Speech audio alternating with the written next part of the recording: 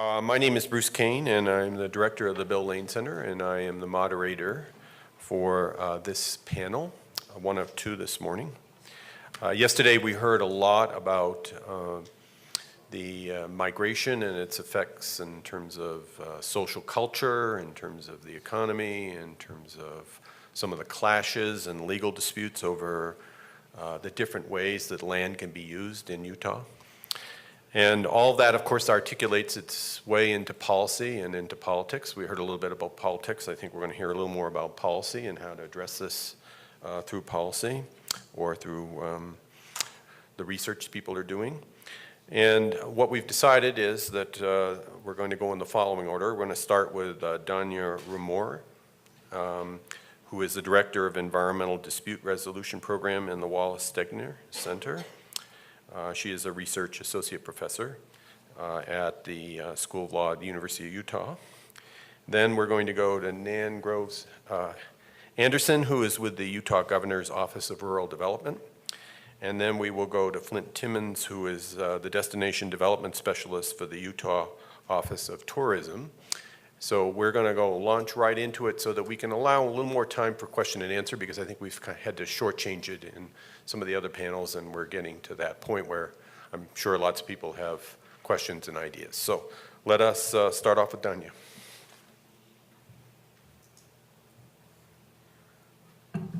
All right, good morning, everyone. As Bruce said, I'm Danya Omori. I'm the director of the Environmental Dispute Resolution Program at the University of Utah. I'm also faculty in the City Metropolitan Planning Department. My PhD is in environmental policy and planning, and the research that I do comes from a planning perspective.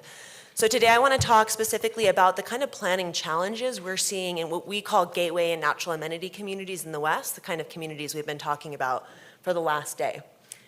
So first I want to note that I'm from a natural amenity community. I'm from Sandpoint, Idaho, way farther in northern Idaho. It's one of the fastest growing micropolitan regions in the country. And I didn't put a picture up here because it's so ugly and terrible that I didn't want you to see it and you don't want to move there. So we use the term gateway and natural amenity community because we've looked at the literature. I should say I'm a pracademic. I'm an academic. I study these things, but I also do practice. I do facilitation. I do community building. And we've been working in a lot of these kinds of amenity communities, and we've recognized there's a lot of different terms people use to describe them. You often hear gateway, although we tend to think of that as like a gateway to a national park. Here we've been talking about amenity communities. I think we're really talking about natural amenity communities, right? It's not the golf course, it's the natural amenities that are bringing people there. So we've been really trying to use the word gateway natural amenity, and we throw region in there because so often you have towns that don't see themselves as the amenity community, but they're in a region that has these amenities, and therefore they are experiencing the effects. Maybe they're on the way to Springdale, right? They're the Rockville that doesn't want any people, but they're on the way. Or they could become a place that people want to come visit because of those natural amenities. So I think we know what we're talking about, but just to flash some places we've already talked, right? Here, Park City is a gateway natural amenity community. We've got Moab, that's come up a lot, Aspen in Colorado, Telluride, Jackson, right? The places you always think of, and then places that maybe 10 years ago we weren't really thinking about, like Escalante. There's places like Brigham City here in Utah, that's the gateway to the world's best wildlife bird refuge. And places like Torrey, which I've talked a lot with Ada Dorsey back there in Wayne County, but Torrey wasn't a place that people were thinking about 10, 15 years ago, and now it's becoming kind of a discovered place as Capitol Reef becomes popular. So to use the story of a place I work a lot, Springdale, Utah, outside of Zion National Park, I want to tell a bit of a story of what's happening in these communities, and I think you all know, but I just think it's really striking. We look at what's happened with Zion National Park visitation over the last many years, and basically seeing a pretty drastic increase. What's not on this graph is 2017, where the visitation was about 4.5 million, up over 3.6 million in 2015. So you think about what does that do to the communities that are on the pathway to Zion, not to mention the park itself. Right? It creates a variety of opportunities for those communities, economic development, money moving through, et cetera, but also a variety of challenges. So in the park, we're starting to see a lot of things like this. Folks who've been in Zion recently know that it is no longer a place of solitude. Even on the fringe season, it's no longer a fringe season. There's still a ton of people there. But the communities are no longer little small communities. In some ways, they're having what I'm going to call big city problems. So this is a picture from Springdale, Utah. What you maybe can't tell is all these cars are basically parked illegally wherever they can park. And in the background here, there's a multi-mile lineup of cars trying to get into the park, passing through the community. So people can't even get out of their driveways to go to the grocery store.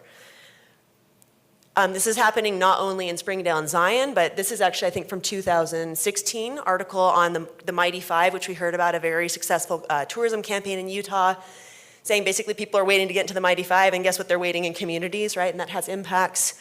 We're seeing similar things again, 2016, this has only continued to get worse, but in Glacier National Park, but also in places not outside of parks, but just these natural amenities we've talked about. This is from Canaraville, which folks from Utah probably know a bit about.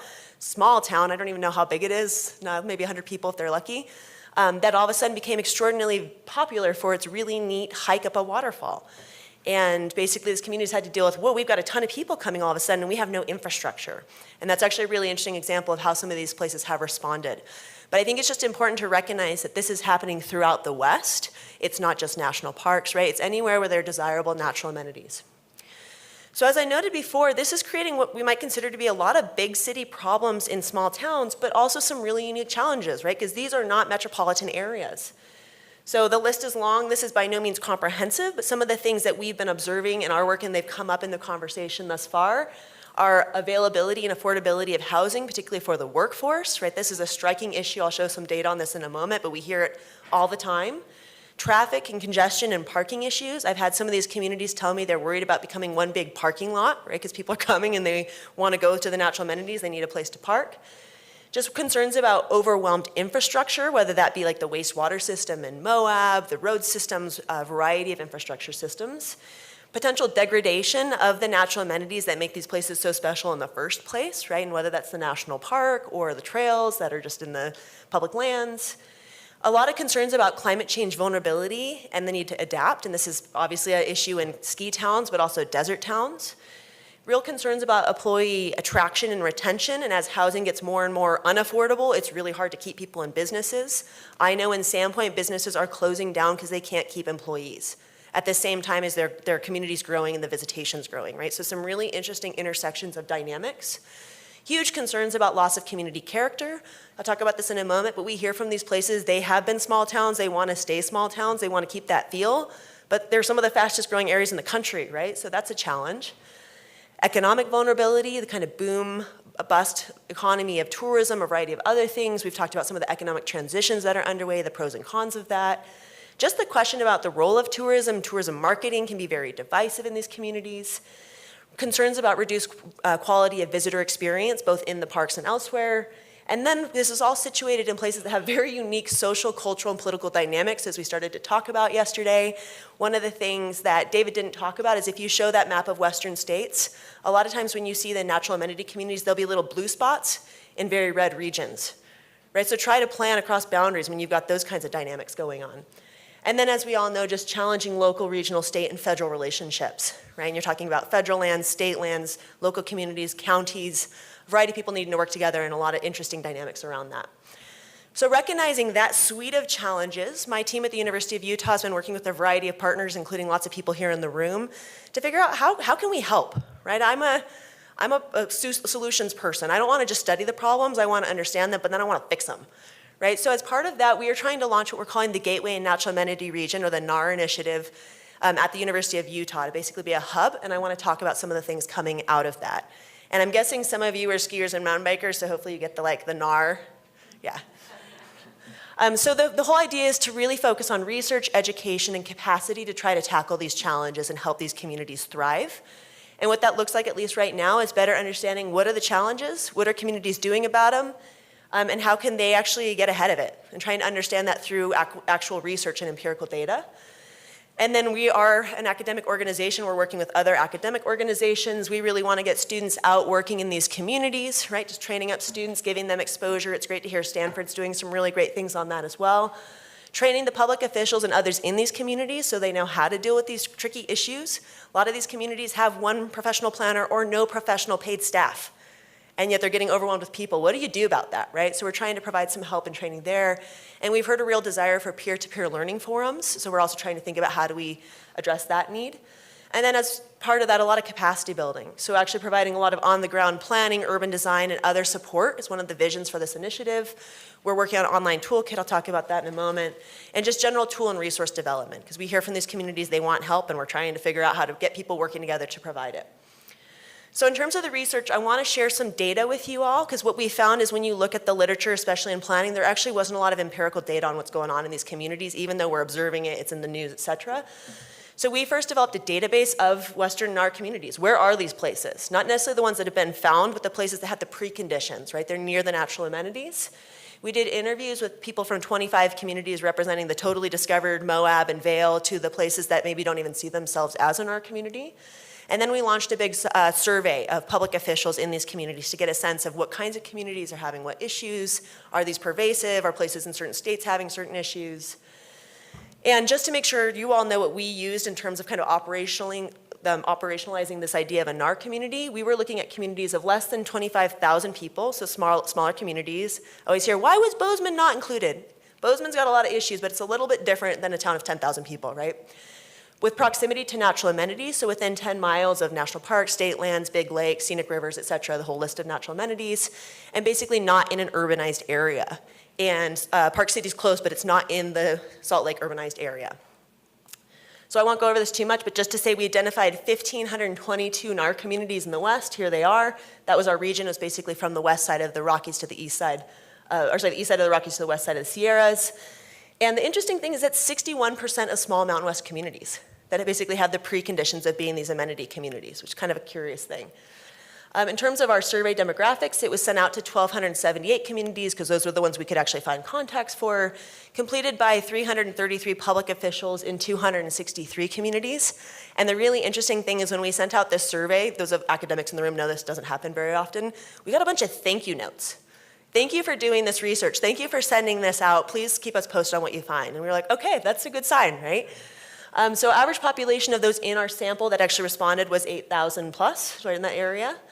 So on average, and when you look at census data, these communities are growing, right? And they had a 7.17% average growth rate between 2010 to 2016. They had a median income of $49,000 and change, which is considerably lower than the national average median income. They are seeing higher than average growth rates of housing and rental unit growth, right? That's kind of that housing thing we're seeing happening. And they're becoming more popular places to visit. And this was from the reporting of the actual survey respondents. But 82% said the number of tourists in their communities had increased in the last 10 years, with 42 saying that was a substantial increase. So I want to show some of this data. And basically, we were going to do 15 minutes. Are you operating off of that timeline? Okay. Because I'm like, that's a little faster than I thought. So I want to show some of this data. So this is what is the important community characteristics as reported by our survey respondents. And the blue is important for the entire community as they thought they saw it, and then this kind of orange color was important for more than half of the community. And I think what you're seeing here is that everything from well-maintained infrastructure, which is hopefully important to every community, to small town feel being second, to maintaining community character, having livable wages, housing affordability, access to public lands, the kind of things we think are important, indeed seem to be important in these communities. That at the bottom, diverse transportation options was the one that was maybe the most divisive or not as strongly supported. So this gives us a sense of like these things that we think are important in these communities sure seem to be. But what's maybe more interesting is what are the key challenges happening in these communities? And on the right side now is where you're gonna see the more like highly rated. So purple's extremely problematic, teal is very problematic. Housing affordability is right there at the top, with it being extremely problematic in over 30% of these communities. These are small towns, right? That's a crazy thing. I think 15 years ago, housing wasn't the problem in these communities. Maybe economic development was. We have cost of living being right below that. Lack of resources and revenue. A lot of these places feel they don't have the resources to do what they need to. Income inequality, right? So some pretty interesting things to be seeing in small towns. Actually, I guess I will note that too much tourism wasn't reported as a common problem, but it is in some communities. Some of these places are saying too much, right? And part of what we want to look at is what kinds of communities are saying what. And I can't get into that here today, but that's part of the data we're looking into. So I think it's really important to note some things about this, though. And again, I can't give you all the data, but what we're seeing is that certain kinds of issues seem to come to the fore as these communities develop, right? And I think we've all observed this. the communities often go from being not concerned at all about short-term rentals until they have no long-term rentals. And then they get really concerned really fast and they give me a call, right? And at that point, it's hard. It's hard to deal with the problem. And we hear from places, not gonna be a problem here until it is, right? And that tension between residents and tourists seems to appear once tourism reaches a certain level, or if there's certain kinds of tourism, right? I think Moab's a really good example of that, where there's certain kinds of tourism that people are struggling with, and there's just a lot of tourism. And that certain kinds of NAR communities tend to have certain kinds of issues. So in communities that have strong geographic constraints, like Springdale, housing is very critical, but sprawl is not such a concern. There's nowhere to sprawl to. Whereas in Sandpoint, housing's an issue, but it's not quite as acute, but sprawl is a very real concern for this small community. So just something to think about. And that transportation issues, while not reported as a predominant issue across all these communities, are really striking in some of these places, and Moab and Springdale being really good examples of that. One thing I think is always interesting here, we ask communities, what town does your community not want to be like? What do you hear? And this might surprise you that people don't want to be Vail, Aspen, or Breckenridge, Colorado. They don't want to be Jackson, Wyoming, and they don't want to be Moab, Utah. They also don't want to be a tourist trap or a big city. Many said they really value their small townness. But on the flip side, some of them are like, but we also don't want to become a small abandoned town, right? So like, how do you find that balance? And I think this was asked in a question yesterday, like, how do you find that balance? How do you navigate the economic development but not all the impacts, right? You open the Pandora's box when you allow the tourists in, but how do you manage that is a real question. One thing also that's really interesting is these small towns are getting really experimental and innovative, and in some ways they're cool little labs for dealing with big city problems. So they're doing pop-up intersection treatments to deal with traffic flows and e-bike share programs and tiny house ordinances. And they're doing really innovative things that you're seeing also in cities, but like these are small towns. Again, it's a really curious space. And they really want to learn from each other and share their lessons learned. So with that, we asked, well, what would be helpful to you, right? That's one of our key questions. What do you need to deal with these challenges? And we heard this long list of things, but model ordinances, white papers on topics, case studies and lessons learned, best practices for NAR communities, help with charrettes and design workshops in their communities, models for regional collaboration, information on different funding opportunities, et cetera. And we asked, would an online toolkit sharing these things be helpful? And we heard from 95% that they said yes.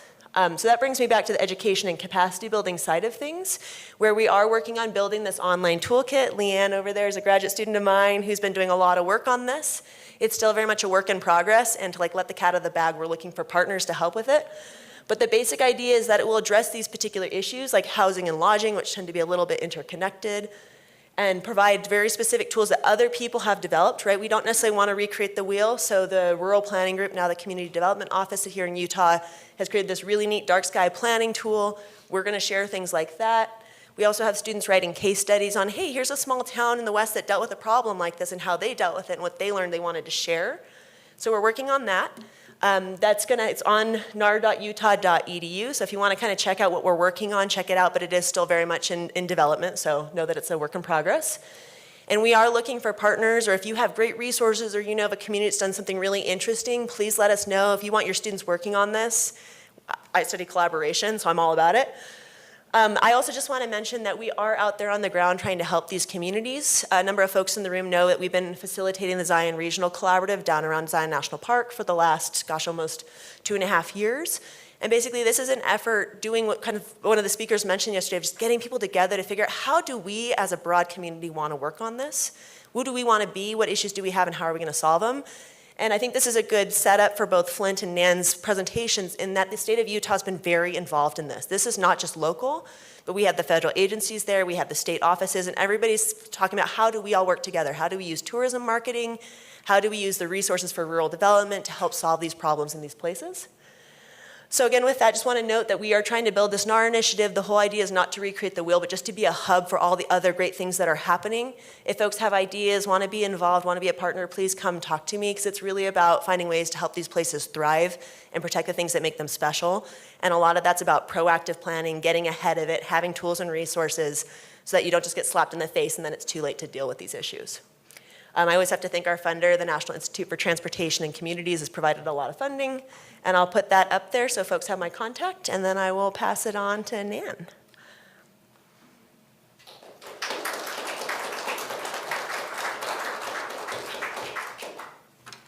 Thanks, Danya. That was great. What a whirlwind and such an exciting initiative. I'm Nan Groves Anderson, and I must confess, okay, I was raised Catholic, true confessions. I am an amenity migrant. So I'm so excited to have heard Tori mentioned about 10 times so far.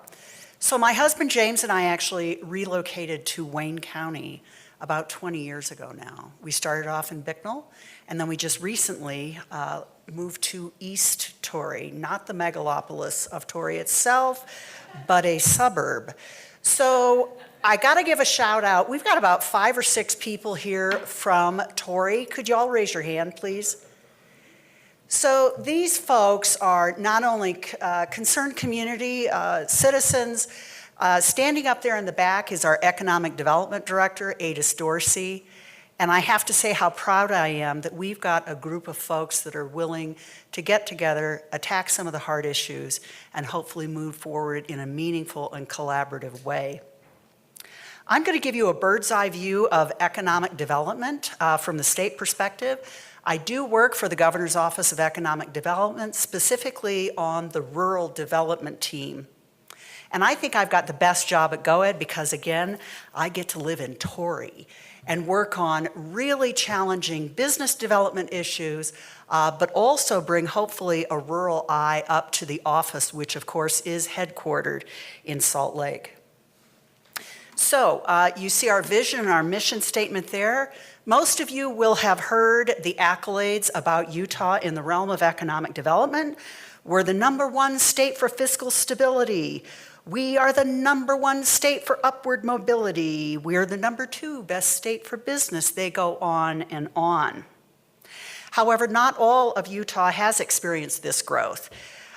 In 2017, our governor announced 25,000 jobs in rural Utah by the year 2020. Rural Utah is lagging behind the rest of the state in this tremendous economic growth. So the governor's initiative started in 2017 with a rural tour. In 2018, the rural county commissions were invited to meet with the governor to present their strategic plans on economic development. And the third aspect of that initiative will be the implementation of those plans. This is a ground-up approach with the counties driving and shaping the effort, GoEd supporting it by matching state resources to county needs. We've just recently developed our own mission as the team of rural development, and it is the Office of Rural Development helps businesses and communities find the resources they need to grow and prosper. I'm a realist. I'm not going to stand up here and tell you we've got all the solutions to the economic development woes in rural Utah. We do not, and I think Flint's going to say the same thing. Tourism is not the panacea for everything that we're challenged with in rural. What we have to offer is resources and economic development. We can't solve all of the problems either, but we do believe increased collaboration and cooperation is vital to trying to move the needle. So while GoEd is a part of the executive branch, the bulk of our programs are generated by laws passed by the Utah legislature. So the legislative session just recently ended, March 14th. Thank you, God, it's over. And to our current suite of programs, which are a total of 8, some of them are complicated, some of them are not, we now have 10 new programs. We received 2 additional programs in this recent legislative session. So I'm going to talk about those in just a moment. But I want to give you a quick overview of actually what is housed at GoEd. You see the list there. Some of it is really straightforward. Corporate recruitment, I call that the big boy effort. Those are the folks in the incentive programs that landed companies like Facebook, Amazon, so on and so forth. Those big boy incentives do not work in rural Utah, regardless of what we'd like to see or think about. Rural Utah is not going to gain an Amazon or a Facebook. More importantly, we're not sure we want something like that. But corporate recruitment is headquartered there, international business diplomacy, Office of Outdoor Rec. Some of you may be familiar with this. They actually provide a fantastic grant program, which is really making a difference now in rural Utah. Prior to this grant program, there was not any sort of supportive funding, at least in a meaningful level, from the state office. Our office, Rural Development, PTAC, which is a federal program, STEM, was housed at GoEd. Again, from the session, this is now being moved into, wait for it, the Department of Heritage and Culture. I don't get it either. Film Commission, very, very active in rural. Flint is from the Office of Tourism. And then something fairly new to our office is called Talent Ready Utah and the Pathways program. I want to talk just a second about that. Talent Ready Utah and the Pathways program, in a nutshell, it's a new initiative. It's designed to strengthen the collaboration between industry, the public, and post-secondary ed, and workforce development stakeholders. This is really, really intriguing, I think, from an industry perspective. The partnership delivers new or revised educational programs. It's supported by industry involvement and provides quality work-based learning opportunities with provision of industry-recognized certifications and work-ready skills to high school students as well as adult learners. Current pathway programs include medical innovations, Utah aerospace, diesel tech, IT, and construction. And we just heard, this is exciting for Flint particularly, leisure and hospitality pathways program is now in development. So a graphic to show you the number of partners that GoEd works with. And this can get a challenge for all of us, as always, to keep all those balls in the air. We primarily, as the Office of Rural Development, depend upon collaboration with our county economic development directors. And the bulk, I'm pleased to say, the bulk of rural Utah counties do indeed have a specific person tasked with performing economic development. That is a challenge. The county budgets are stretched. And for example, our economic development director, Adis Dorsey, unfortunately is only part-time. The county of Paiute, even smaller than Wayne, has no economic development director. So who gets to do economic development in Paiute? A commissioner. So he has his challenges ahead of him, but actually speaking of Paiute and the county commissioner, it was mentioned yesterday, the Rural Online Initiative. That was the dream of the commissioner from Paiute County. So he worked it, he developed it, he actually raised it to a legislative initiative, and we're now seeing the third leg of that ROI initiative, and I'll talk about that in just a moment. I hope you all can sort of see this. We're trying to set the stage with not only our elected officials, but with business people. Wayne, where I live, South Central, you see the economic diversity there is noted at 0.49. Wayne County is sort of halfway in the middle. We are somewhat diverse, and yet we could do better.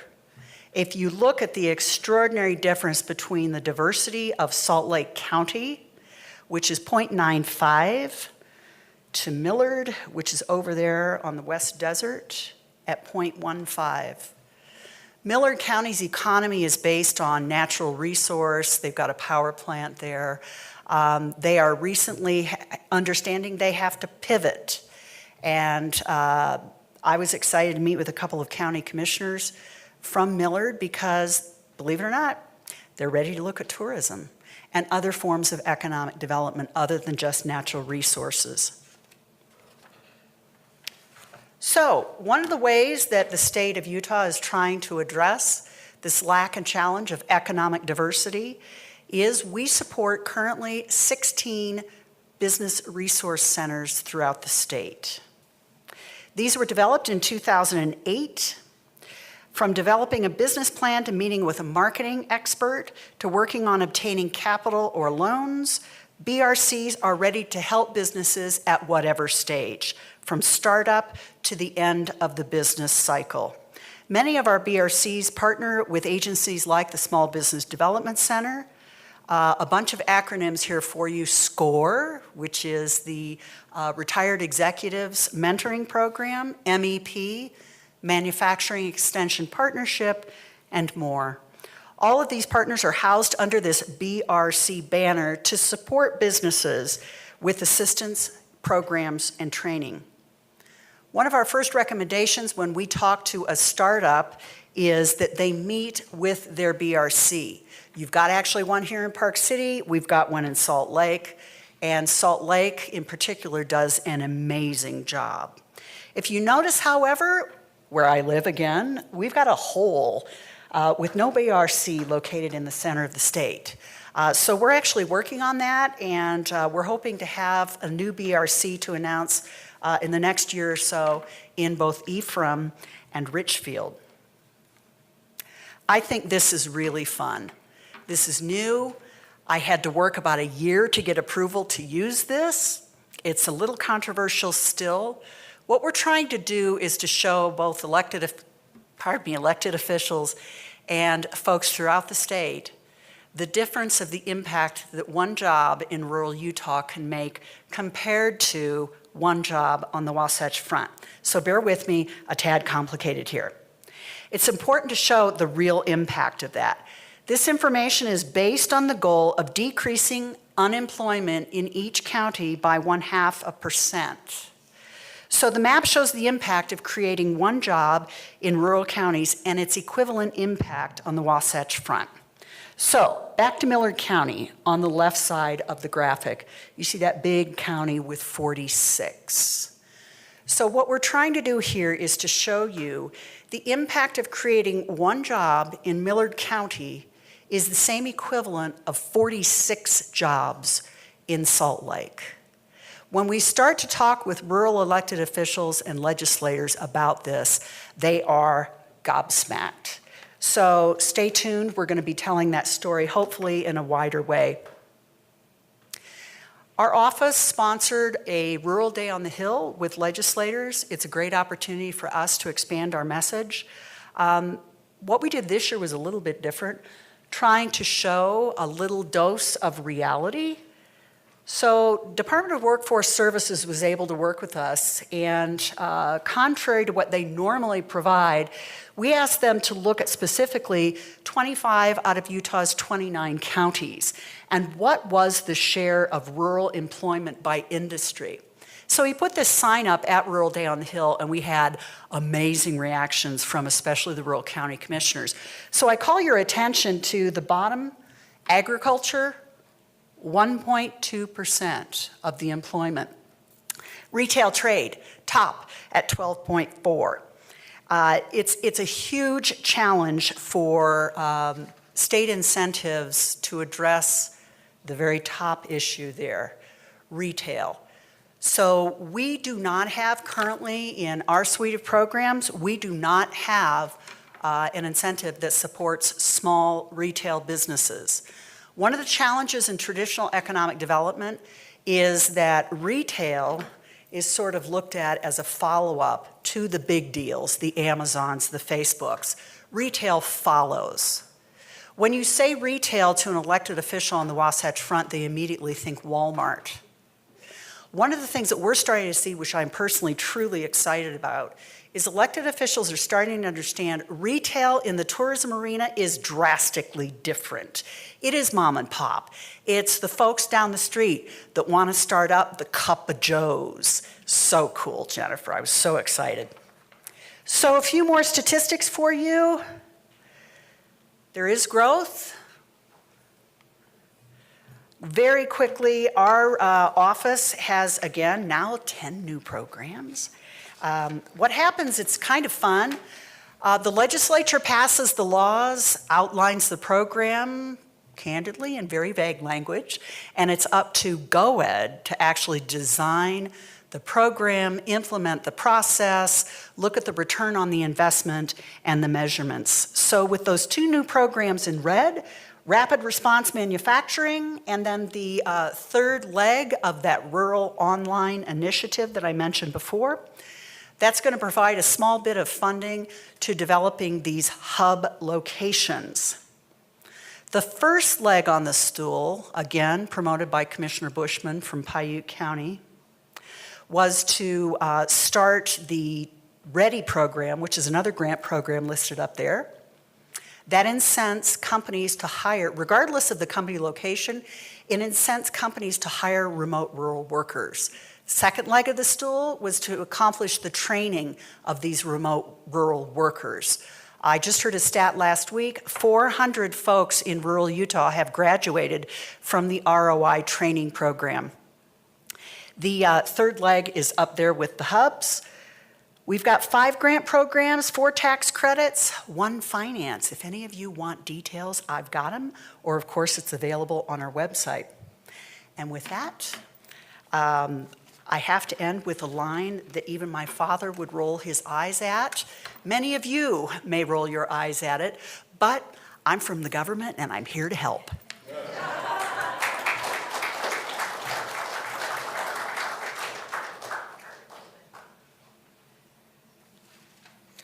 Well, good morning, everybody. My name is Flint Timmons, and I'm with the Utah Office of Tourism, which, like Nan, is housed in our Governor's Office of Economic Development. Before this, I was working with our state's Community Development Office doing rural community development, as you might imagine, assisting with rural research, local governance training, and infrastructure financing. And I am from a rural community. I grew up in the San Luis Valley of southern Colorado, home to Great Sand Dunes National Park. I actually grew up in Conneaus County, just south of that, which is one of the poorest counties in Colorado, with about 25% of residents living below the poverty level. And I went to school in one of the other poorest counties in Colorado, Alamosa County, with a similar figure. And so growing up, I was very much steeped in rural life. My folks still live in the house where I grew up in, about 15 miles outside of town. We always joked it was the little house on the prairie, just amid farmland. And it was one of those where I really enjoyed the solitude, and I really sort of took pride in that rural living. And then I moved to a city for college and got to experience the world, and I realized, boy, I didn't know what I didn't know. There's a lot of challenges there, but it's a lot of pride there and a lot of great things and a lot of stuff worth preserving and talking about and celebrating. And that really is the challenge when we talk about public policy and political implications of rural migration. The topic of this panel is, when we have these areas with such immense challenges, how do we find the policy and how do we navigate the politics to assist these places? And that's even a political and policy question in and of itself. Are they worth helping? I want to begin with a couple quotes here, so let me read the first.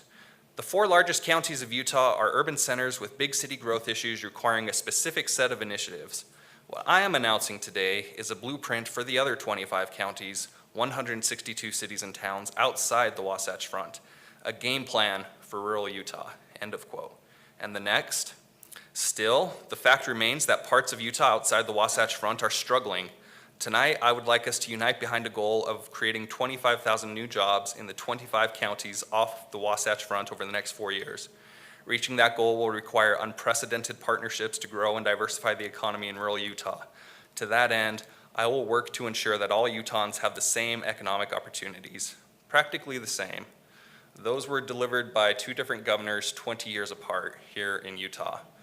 And I heard a lot of chuckles. It's really nothing new. Even yesterday, we heard that commission on the study of rural life from over 100 years ago talking about those same issues that we still discuss today.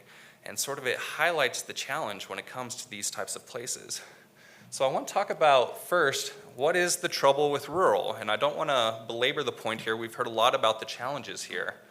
Some of those, red state, blue city, when it comes to politics, when we have increasingly progressive, liberal, and democratic urban centers in traditionally red, conservative states, Republican states. And how do they navigate those politics, where you have large population centers who believe one way, but large swaths of land and local government units and populations that believe another way? How do they find those policies and create those compromises, especially in today's political environment? Decreased representation. When you're when your government representation is based on population, those areas that see increases in population, those urban centers, will have a greater voice in politics. There will be more people representing them. That's not to say that rural people aren't represented and that those voices aren't necessarily influential, but we can't argue that there are not fewer voices there. And it's a trend that we continue to see, where urban centers will have more representatives in government. A declining economy, which we've talked about quite a bit, not only just the decrease in personal incomes and available jobs, but the decrease in the population who creates those jobs and who spends that money and who shoulders the tax burden. As more people leave an economy or are unable to participate, then the tax burden grows even greater on those who remain. Zero or slow growth population, those communities that don't grow very quickly compared to their urban counterparts, or in some cases are not growing at all, even losing population. And yesterday, like Dawn mentioned, the irrelevance of place. And this is a challenge that's both good and bad. A lot of our rural communities, and I would argue communities everywhere, were founded for strategic reasons. They were located along a river. They were located along a travel route, like a railroad. They were located at a mine, like here in Park City. And they had purposes, and little clusters of communities grew together, and they created their own microeconomies. And so, for example, every town needed a mechanic because it was not convenient to travel somewhere else for a mechanic, or for a grocer, or for a grain elevator. But as time goes by and technology improves, it becomes easier to drive those 15 miles to the next town to go to the grocery store or to go see the mechanic. So I don't need those services in my own community because I can get there from somewhere else. But on the other hand, we also heard about that positive sense where, because it doesn't matter where you work if you have the right tools and technologies for some jobs, then the place really does matter. When people have the choice to work in downtown San Francisco or here on the slopes of Park City, place matters a great deal to some folks. But I think one of the challenges that we really haven't talked a whole lot about today in this conference is this sort of combative mentality that we experience in a lot of our rural places. And it's this us versus them mentality. And some of this is real, some of this is imagined. But, we have these various battlegrounds here, new versus old. The pioneer families who settled these communities are named after them, the streets are named after them. But then we have these new amenity migrants who come in. They have not lived here forever. They've only lived here for 20 years. The nerve. Who do they think they are, Nan Anderson? We have rural versus urban. We have, just that red state, blue city idea. And sometimes it feels as if these blue cities are prospering at the expense of rural areas, and that policy is not designed for rural areas, only for those urban areas, because they're the ones who elect the governors. They're the ones who hire the lobbyists. They're the ones who get to have dinner with the legislators up in Salt Lake City. We have conservative versus progressive, and this isn't, I want to point out, not necessarily a Republican versus Democrat battle here. This is all local, all politics are local, they say, and we encounter these types of battles anywhere from land use to school district curriculum to transportation planning here in our communities. Do we want to be progressive, or do we want to sort of be traditional? And then I think one of the most important ones that doesn't always get talked about but is frequently under the surface is then versus now. We wish things were like they were back when times were good, and we don't like how they are now. If only we could do what we used to do. And, unfortunately, a lot of this is through rose-colored glasses, where we are imagining, much like I did, what was it like when I was a kid, when times were good, when we didn't have computers. Boy, then everything was great. And now, just look at the state of affairs. And so we're not always honest about how things used to be, and importantly, we're not always honest about how things are now, but it is a very important battle when it comes to politics and policy. And we often see these then versus now mentality influencing how our policies are shaped and how our communities are being managed. So, there's no shortage of troubles with rural, but I believe there is a shortage of discussing rural as a solution. And I want to read another quote here. This was from a newspaper recently. Quote, "The town has been rapidly going downhill in population, school enrollment, business enterprises, and financial solvency until the town has become a liability instead of an asset." When I said recently, I meant 1953. That was written by the Summit County Commission about Park City. At that point, Park City was practically a ghost town. The mining had gone downhill, and they really didn't know what they were going to do. The county commission representing this town was saying, we may as well just close up shop. It's worthless. And now, look at Park City today. And not to say that the Park City solution is the solution for every community, but to point out that it is a solution. Park City was in just as bad a shape as any town in the West then or now. And look what they've become. Look what they've managed to do because they found solutions. So some of these solutions, or I guess I want to go back before I get to that slide, otherwise I'll get off track. Some of these solutions are for urban problems. Here in Utah, very similar issues to what we hear across the West in our big cities. We have issues with pollution, with housing affordability, with congestion, with the cost of living, with finding enough qualified workers for jobs. These are big these are big challenges here in urban areas. And so then, can we look at rural as a solution? Where rural areas have, by and large, clean air. Many of them have open space. Many of them have a lower cost of living. Many of them boast an improved quality of life, a high quality of life. And we can't forget that they are important economic drivers. If we were to take away the billions and billions of dollars that tourism and recreation and government jobs and extraction and agriculture bring to the state of Utah and to the West, we would not be the #1 state for business. This is my friend Nan, not Nan, Nan's over here. This is Lanice Peterman, the mayor of Helper. We heard a bit about her yesterday. And she's one of those who helps find rural solutions. She herself is a migrant. She's not originally from Helper. It's a town of several hundred people. But she moved there and she fell in love with it. That's why she lives there today. And she cares about it so much that she volunteered at the museum, she volunteered on city committees and citizen groups, and then even decided to run for mayor for just a couple $100s a month is her pay. And she's severely underpaid. She works so hard to improve that community and has seen results. She is a solution-oriented person and is demonstrating, just like Park City, that there are solutions for rural problems. So then talking a little bit about some policy, I'm going to talk about a couple policies that the state of Utah has employed in making rural a priority. And I really believe that's where the secret lies, is we need to treat rural as something worth talking about and something worth thinking and something worth saving.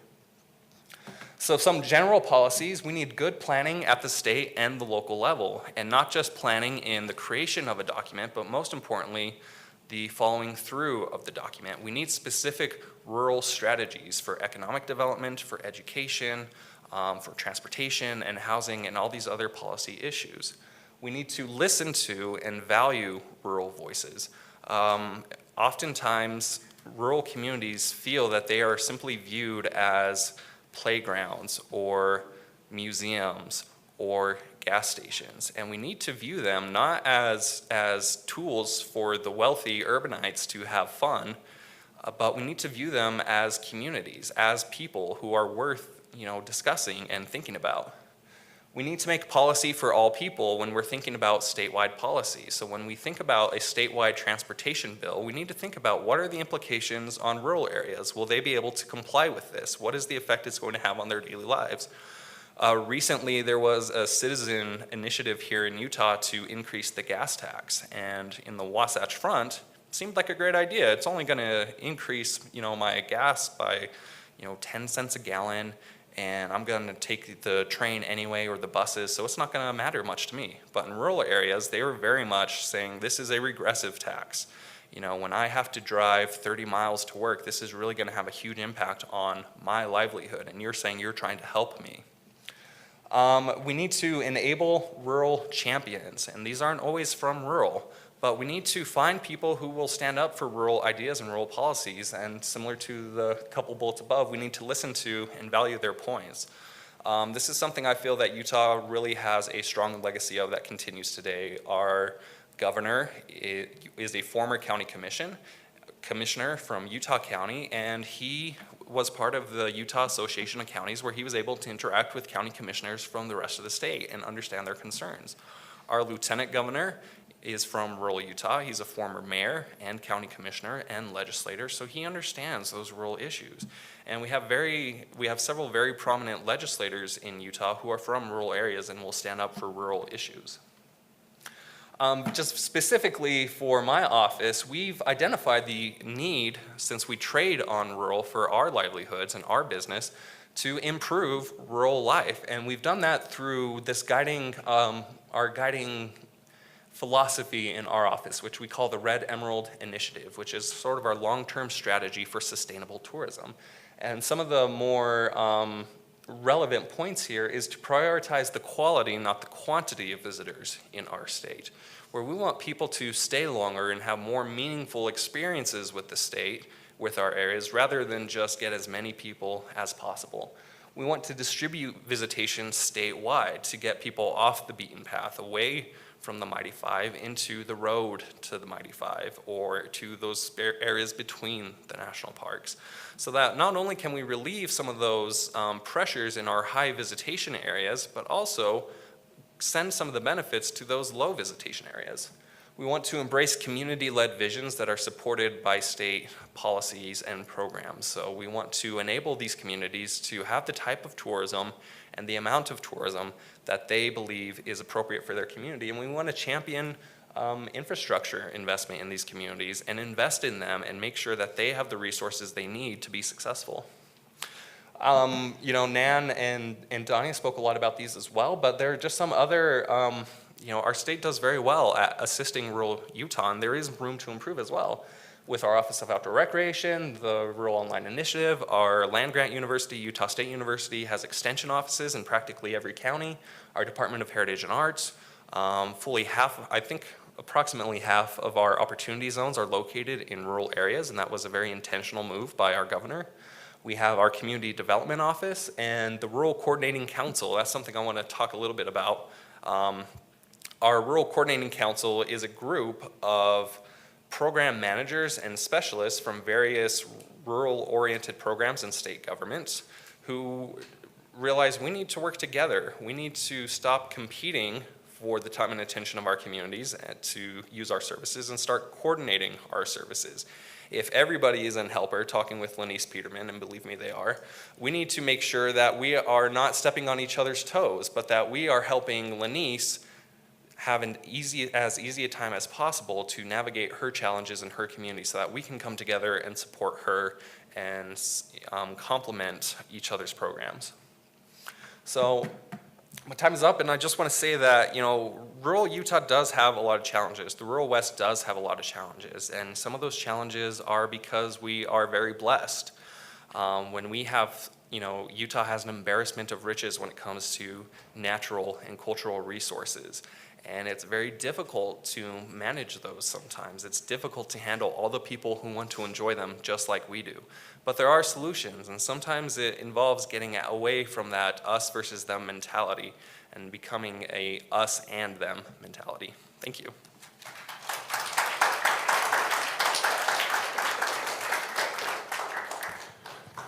Okay, well, a lot of really interesting points. And I'm going to open up in a second, but I'm going to take the prerogative of asking the first question. And it's kind of a variation of what I was hinting at yesterday with a few questions to the panels yesterday, which is, as I listen, I'm struggling a little bit with what seems to be a heavy emphasis in Utah right now on economic development for rural areas.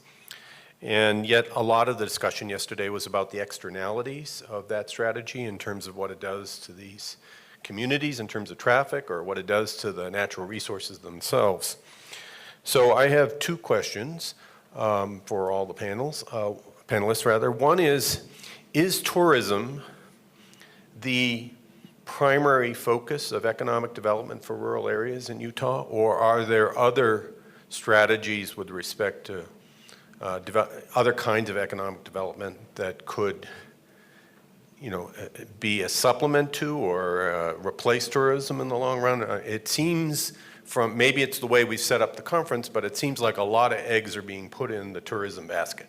And I want to know whether that's a misunderstanding on my part or not. And then secondly, and this is probably more for you, Danya, is, now I don't want to insult Utahns, but there sounds a lot like you have problems that are similar to what California has, okay? I realize that you can't get much lower than what I just said. I understand that. But traffic, pollution, excessive growth, externalities of the popularity of our parks, this may shock you, but we've been dealing with this for several decades ourselves. And I think you said the right word, which is what we've been struggling with, which is how do you get everybody on the same page? Because you got all these different jurisdictions. You got the state government, you got the federal government, you got the nonprofits, you got local communities.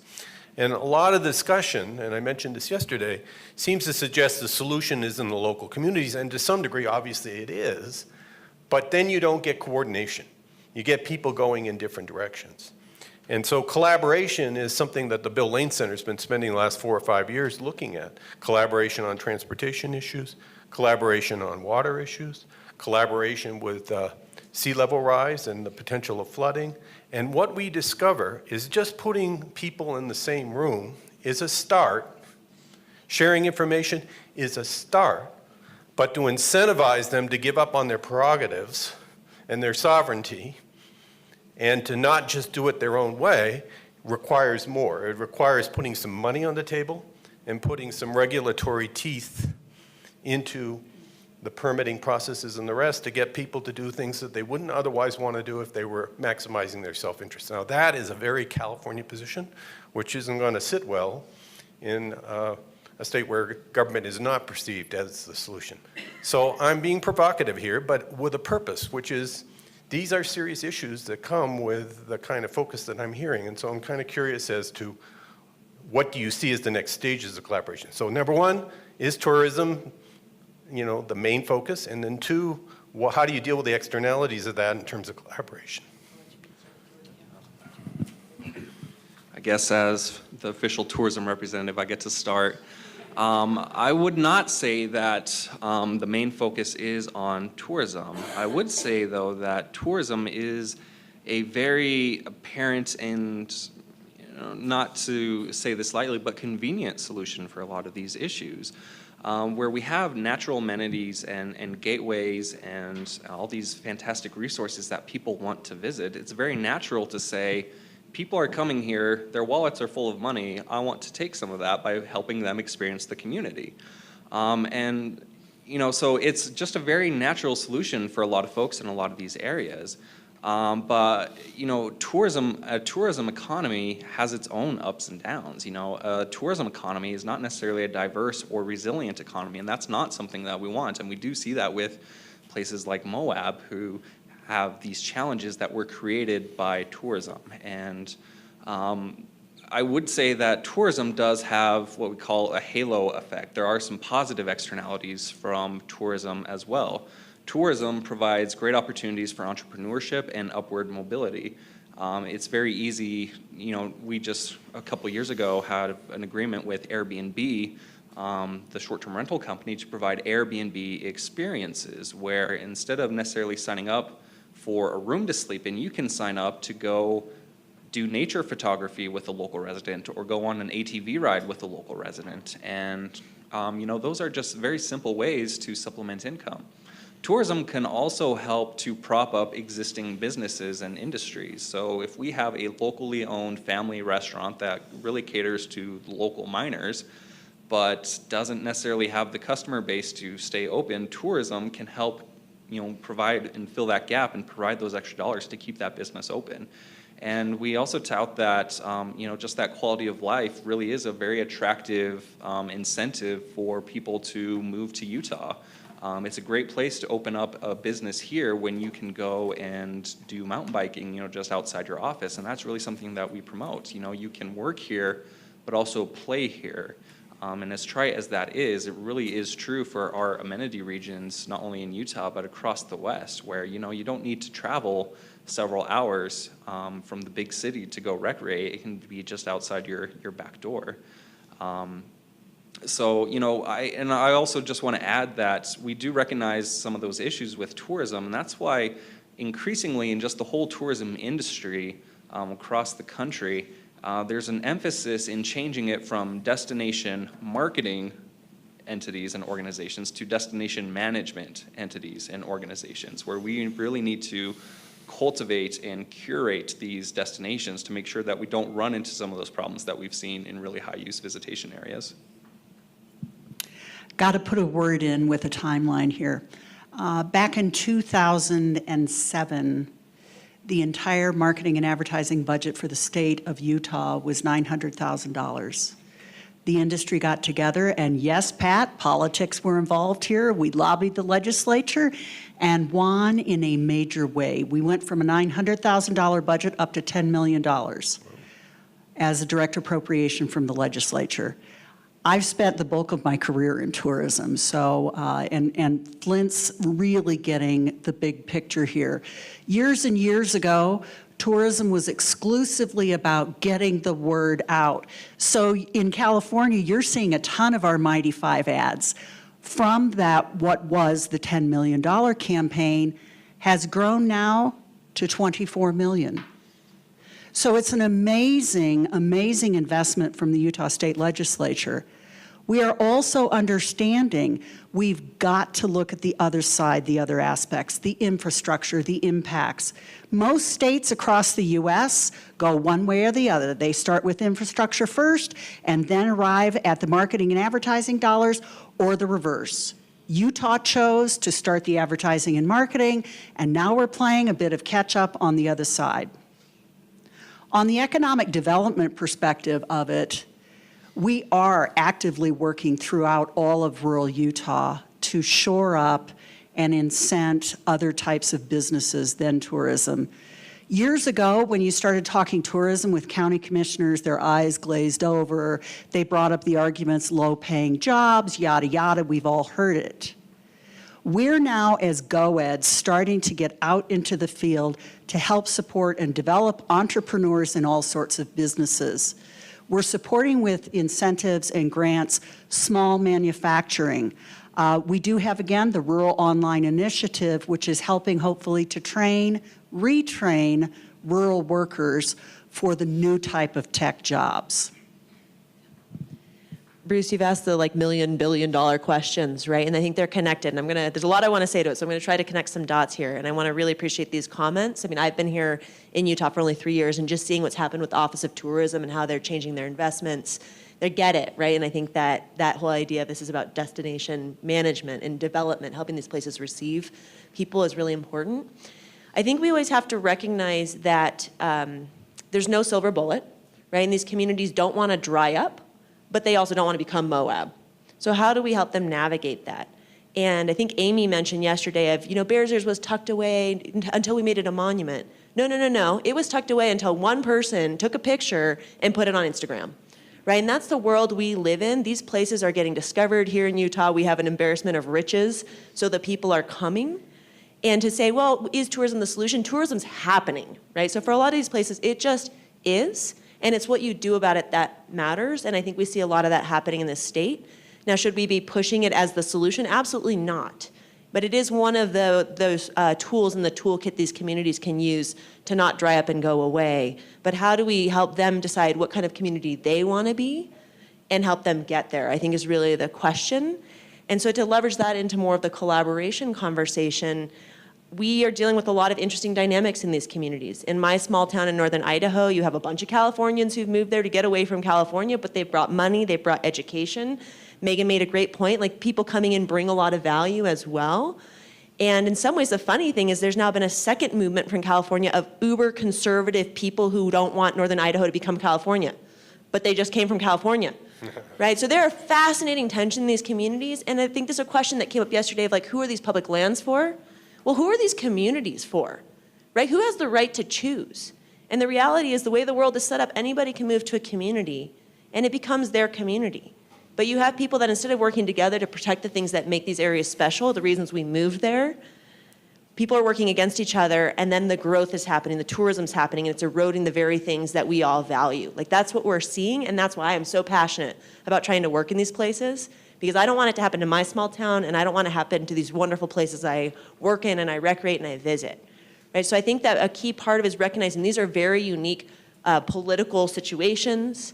And often there's a sense of, I don't want my area to grow even as it's growing. I just want to close the door. That's real. I feel it even with Salt Lake. I don't want this place to change more. We all feel that, but that doesn't stop it. So how do we deal with it? I think is the question. And I think that that really is a collaboration question, because if we're not working together, we're not getting anywhere. And that working together is not just internally within the municipality or the community, but it's with the county. I work with a lot of counties. It's really hard. The county municipality divide is very real in the rural West. We need the state offices on board, because if they're directing tourism to these towns and they don't want it, that's a problem. Or if the community really wants it, but certain kinds of tourism, you need help from the offices. Office of Outdoor Recreation is investing in trails and the things that these communities want. And even the federal government. We're trying to figure out how do we work together across all those levels. And it's not easy, but the funny thing is it's in some ways easier than a lot of other things, because we are all united by we value these places and we think they're special. So if we get people together and we can get them to acknowledge that, we've done a lot of the work. Because then the question is, how do we work together to keep these places special, to protect the things that we value? And I think, Bruce, you're hitting the nail on the head of it. It's not just this like kumbaya, let's all get along. That's not what collaboration is. Folks who've taken my training have heard me say this a lot. But it's really about interest-based negotiation. And we all have an interest in protecting this place. And then we have some different interests, some things that we hold dear that are different from each other, or like my economic development opportunities, what I want to see are different than what you want. And we have to negotiate solutions that work for all of us, but that keep that issue of mutual concern in mind. How do we protect this place? And in the communities I work in, so often the conversation is, I don't want growth. Well, I do want growth. That's not a conversation, right? That's not going to help you problem solve. So part of what we need to do is reframe the conversation around, we care about these places, we think they're special, we have some different ideas about what we want to do, how are we going to navigate that and negotiate solutions but protect this place? And I'm seeing that happen down in the Zion National Park region, I'm seeing it happen in North Idaho where the politics are way crazy, but people can come together around that, and I think that's part of our challenge, and then recognizing tourism is one of the solutions. The other thing I really want to put out there is we've talked about broadband. Let's get these communities connected. Well, you are opening up Pandora's box. Like I said earlier, when you do that, it is just as dangerous as tourism. Because once you're connected, Silicon Valley folks can come and work remotely, and guess what? They bring their money, and they buy houses, and they make them short-term rentals, and you have no long-term rentals, housing's totally unaffordable, right? Your community changes. So we just need to recognize there's no silver bullet, and all these solutions have implications, and we need to manage them and plan for them. And so in some ways, the planning, the policy, the things we put in place to protect our communities are the most important things we can do, regardless of how we're trying to help these communities thrive. Okay, well, those were great answers. We've got 25 minutes or so to ask questions. So if you want it directed to a particular speaker, do so. Otherwise, we'll let whoever wants answer. Go ahead, Justin. Yeah. Yeah, thank you. So we've talked about all these different political implications, but also different indicators of change, rural versus urban, the blue islands, the politics. But one thing that we haven't talked about yet, and it kind of baffles me, is religion and the religious change that might be happening in some of these communities. Who often we know from data that a lot of the small rural communities have higher rates of attendance at religious congregations, all of that. And so I'm kind of curious what you think about how this will shape the identity of the town and tourism and new people coming in. They bring money, they change the town, but they also change the identity of the town and the politics of the town in that way relative to religion. So I was hoping you could speak to that. May I, since I have the microphone, I'll just say that I think that's real. I think there's a whole other thing here in Utah, right? We have our own religious reality, and I think I've seen maybe more tensions with that here in Utah than anywhere else in the Mountain West. So I don't think that it's not real, but I don't think that is the predominant source of people's perceived divides. And my tendency is to think people think they're more divided than they really are. So I think that that's real, but I don't know if it's actually that prevalent amid all the other things. The like, my family's been here for generations and you just moved here, or you're from California, or any variety of things. I have at least explicitly heard that much more commonly be a source of perceived division. I do think here in Utah, I know even for me being non-LDS and working in communities that have historically been predominantly LDS, that can be a sense of we don't necessarily trust you and want to work with you, and there's a lot of trust building that needs to happen. But that can be, it doesn't have to be religion, that can just be I dress differently than this rural community, right? I mean, there's many reasons that can happen. I do think there's certain areas that have been predominantly LDS where you have a lot of folks moving in who are not, and that just adds to that sense of you're not from here. So I don't think it's the source of the tension, but it just adds to it, right? Any source of division in this country we're like leveraging right now to feel very divided. And I think I'll come back to this, if we can help people see we all think this place is really special and we want to protect it, and I, somebody who moved to Helper recently, have a lot of good ideas and resources to help with that. Maybe I should become mayor, maybe I can help, right? That goes a long way if you're really listening and trying to understand where different people are coming from. So that's my feeling about that, but maybe different thoughts.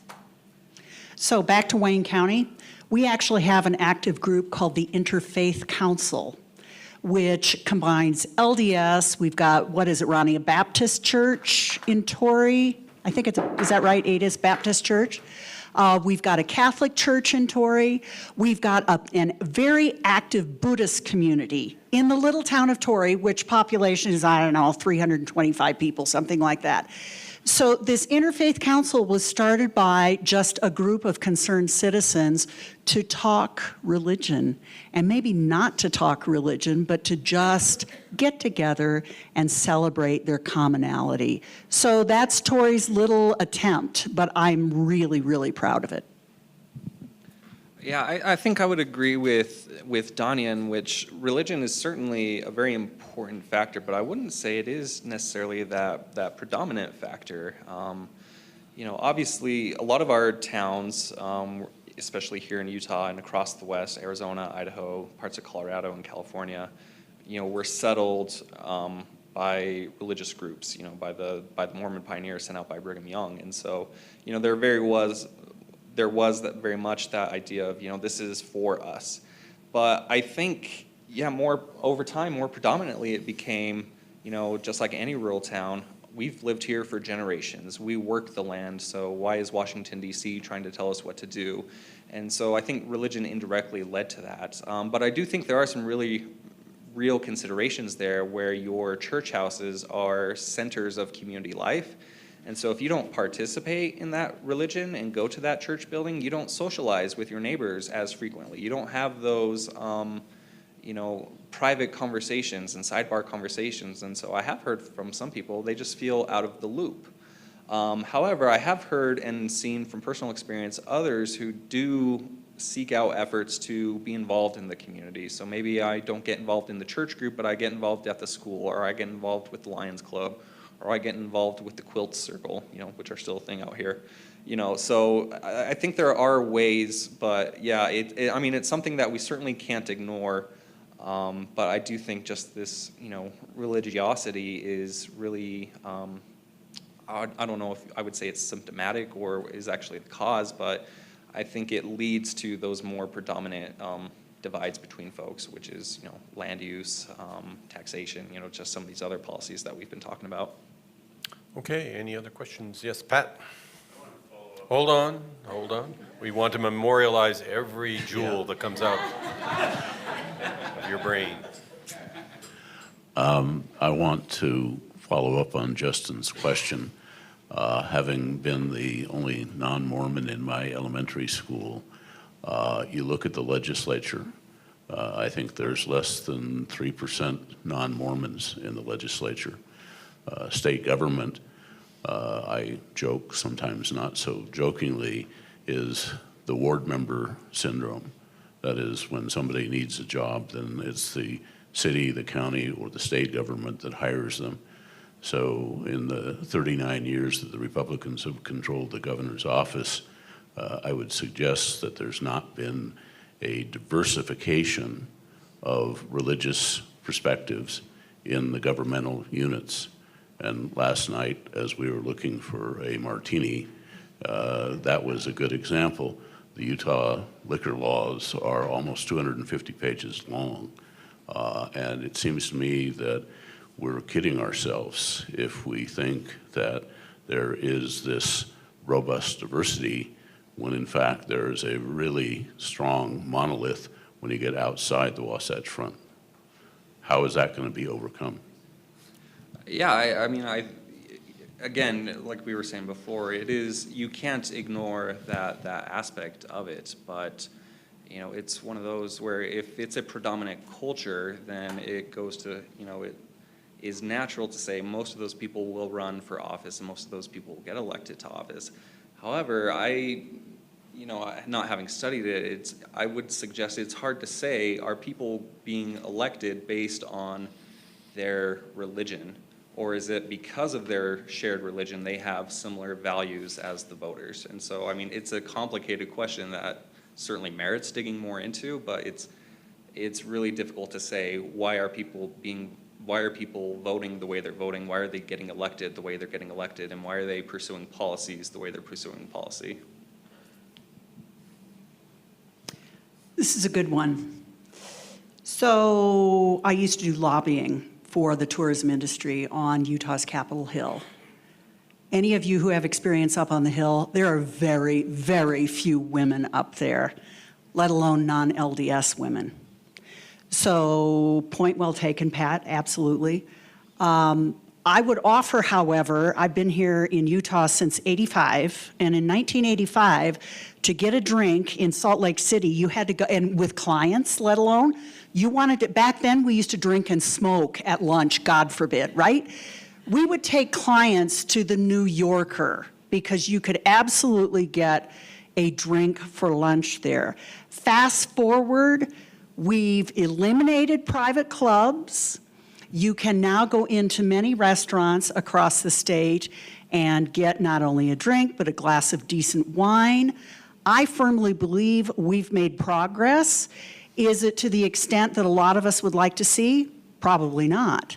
But from a tourism perspective, I think we've made great inroads, especially with LDS elected officials who are starting to understand these types of amenities are desired and almost required by our customers. So while the elected officials may not indulge in that particular activity of drinking alcohol, they understand we need to provide it to our visitors. So I believe we have made progress in regards to hiring. I work for the Governor's Office of Economic Development. I live in rural. I work with a lot of great LDS folks who are starting to understand the world has changed, and it's changing in Utah. I think those of us that are outside the predominant culture need to be collaborative and hold our hands out, especially in rural, and start to understand the different dynamics there. And I'm going to start from in the perfect world, our religious orientation wouldn't affect our politics, right? That would be great if that's how it was. And I'm not going to assume that just because somebody has a religious orientation that affects their politics.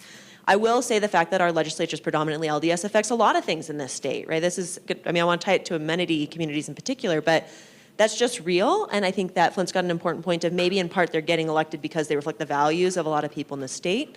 My guess is that most county commissioners in this state are LDS, and that's probably reflecting the fact that their values reflect those of their communities, their rural communities. I work with county commissioners in northern Idaho. They're just as conservative. And frankly, in some ways, they're a lot harder to work with up there because they're affected by this movement called the American Redoubt. And I've told people in the room, if you want to scare yourself, look at that. It's its own version of a new religion, and it's really scary. And I feel okay saying that because it's based on paranoia, and I think that's a scary thing. So I think that we always have to put things in context. Like just even looking at the liquor laws, our liquor laws are actually not that much weirder than a lot of other states. And frankly, they're a lot better than a lot of states. And it doesn't seem to be affecting tourism, right? And we even just changed our blood alcohol level. Well, I think Colorado's looking at doing something similar, if I'm recalling correctly, right? So these things are situated in a broader movement of the world. It's not just Utah. I personally would love to see Utah stay weird so we don't become Colorado. So I think we should all start a movement, Utah stay weird. So I just think we need to put that in context and to think about how it's affecting these communities. I think there are things that maybe catch visitors off guard, but that's true in any state, right? Any state has its own flavor, and I don't think it's preventing people from coming and enjoying these communities. In some ways, the perception of Utah being weird may be preventing us from being Colorado already. And I'm actually more concerned that as people realize it's not that different from any other place, we're gonna see the massive influx. And that's gonna have all sorts of other ramifications. So in some ways, maybe it's, let's get ready, right? So it's a lot of thoughts, but I don't feel like that's a dominant influence in some ways. A lot of other things I'm a lot more concerned about as it pertains to helping these places protect the things that they value and making sure that public policy represents their needs. I'd like to bring the discussion a little bit back. Over the last day and a half, poor Moab has sort of emerged as the absolute worst community in terms of the phenomena we're talking about. I visited Moab, but I just didn't realize how horrible it was at the time. It seemed quite nice. I don't know what's wrong with Sandwich just as bad. Don't go there. But remember, my baseline is California, so that may be my problem. But I'm trying. Let's go back because we had a nice talk yesterday about Park City and how Park City's evolved, and Park City seems to have a better reputation. So let's contrast the two. What has Park City done better than Moab, so that you don't vilify Park City, but you vilify Moab? What is it that we learned from Moab that somehow translated into a better handling of Park City? Okay, so I think we all have a lot to say about this one. My PhD student is Zachariah Levine. He's the Community and Economic Development Director for Grand County, which is where Moab's at. So we've had a lot of conversations about this.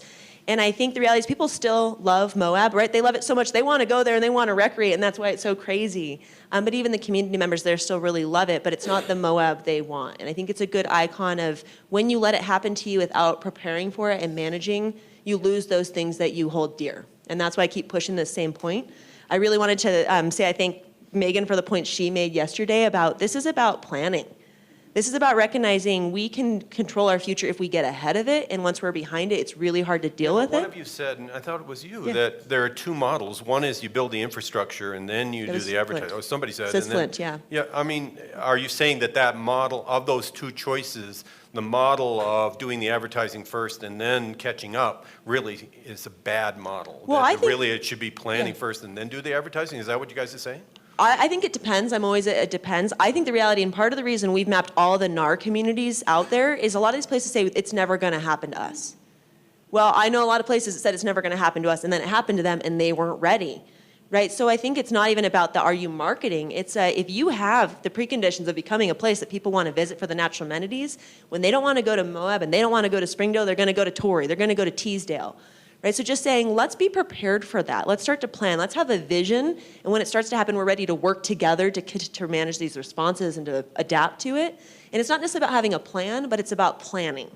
And that involves having relationships and being able to work together on it. So what I've heard from Moab is what they wish they'd done differently is 20, 30 years ago, recognize they had a lot of valuable assets, got the community together, and really plan for who do we want to be and put in place some ordinances and things to protect that future. So I think that's, and I know Park City's done a lot of that. Midway's obviously doing it as well. I think they're also just very different places, right? And people recreate differently in these places, and we have to take that into account. But I think that's what I've heard from those folks that they would do differently. And I think it's always a good idea to plan for it before you start marketing it when you can, but also even if you're not marketing it, to still plan for it.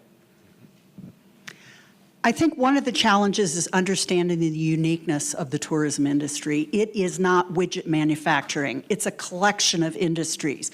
You have to have places for people to stay, places for people to eat, things for them to do. So in the past, 30 years ago, when Moab should have been looking at what was going to happen, you had all these different one-offs from all the private sector. You had limited government involvement who focused exclusively, because of the code surrounding the expenditure of tax funds. Those destination marketing organizations were confined to advertising and marketing only. Fast forward now, reality is quite different. people in the private sector are understanding they have to work together. They have to work with public lands. We've got, don't get me on my soapbox about underfunding for public lands. This is an issue that I totally blame the tourism industry for a major part of the problem. They have not gone to Washington, D.C. in any sort of consistent manner to lobby for more funds to help the Park Service, the Forest Service, the BLM.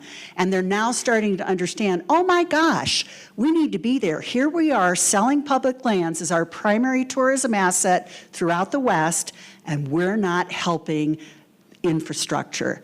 So it's a, thank you. It's a complicated scenario, but I do like to think that the tourism private sector is finally waking up. Yeah, when it comes to tourism, we talk a lot about the importance of expectations and the promise that you are selling people through your brand. And I would suggest that this is true not just for visitation, but all these other sort of policy areas that we talked about, such as water and land use and housing. We want to make sure that people know what to expect. And I think that's one of the key differences between Park City and Moab is just through that aspect of their branding. Moab is supposed to be this outdoor mecca with all the thoughts and promises that that brings to your mind right now of solitude and these huge expanses. And it's the same with Zion, a national park. National parks bring that same image to mind. And then when you arrive there and you're saying, this is not what I was told, this is not what they told me it would be like. Whereas in Park City, it has more this idea of a very, same with Aspen and Vail, this very hip, modern, cosmopolitan area. And so even though the crowds are here, we sort of come and say, well, this is what I expected.